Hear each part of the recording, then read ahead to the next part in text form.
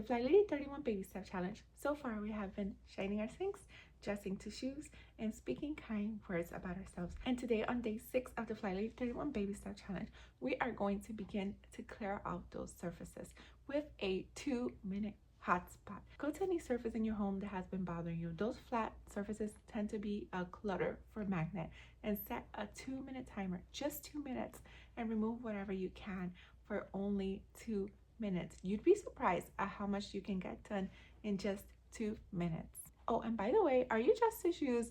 If you're not, be sure to do that first and then set your 2-minute timers and get to tackling that surface. I hope you've grabbed your free calendar or your membership down below. Today, a new exclusive guide comes out for members only. So be sure to grab your spot if you want to get your hands on this and more. And I'll see you tomorrow on day 7 of the Flylady31 Baby Step Challenge. Thank you so much for watching. Until next time, to God be the glory. Bye!